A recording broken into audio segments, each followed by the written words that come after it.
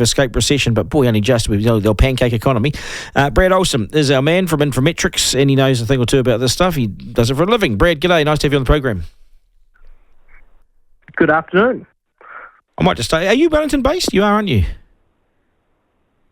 I am, but I travel a lot for work, and so to the last caller's point, I think, it's actually pretty healthy for people in Wellington to get out and about across the country and see how things are going, and we saw that in the economic numbers. It wasn't any one particular industry or all of them going in the same direction. There's quite a lot of diversity across the country, across different industries, so a few ups, a few downs, but overall, Wellington's certainly feeling some of the economic pinch at the moment.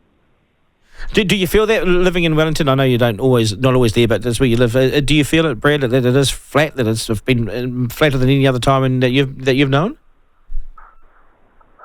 Well, to a degree. I think that the challenge for Wellington a little bit is that you've seen, the area go from, in the last go back 2 years, and you're having such huge jobs growth in Wellington through the public sector and so on.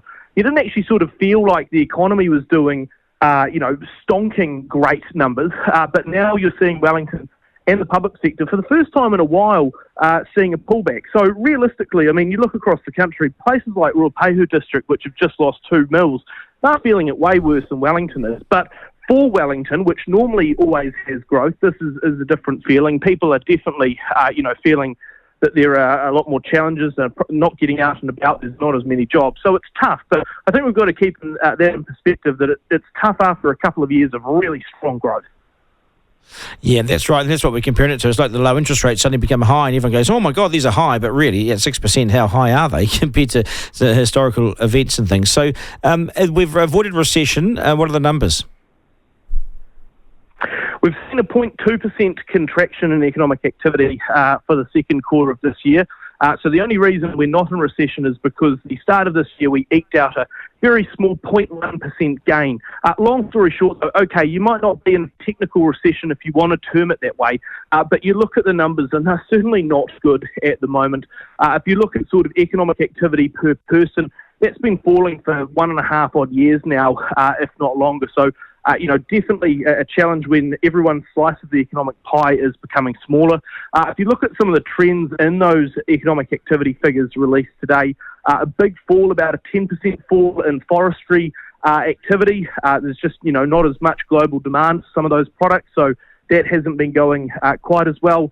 Lower activity as well in the likes of retail and wholesale trade, construction, going on, but a few bright spots as well. The likes of health activity still high because, look, there's a lot of it to be done, and also a few little gains coming through for the likes of financial services, transport, manufacturing. So, like I say, not an across-the-board hit, but generally a fairly weak economic tone coming through. Yeah, it may not be a technical recession, but boy, it's felt like one. Absolutely, it has. You're totally right. And I think also, let's be clear, we've got the right conditions for it to turn into a further, period of recession as we go through the rest of this year. You look at the figures around retail spending and what households are doing. You look at the likes of further falls in the likes of spending, but also what people are going and spending on restaurants and hotels, and similar big fall in there.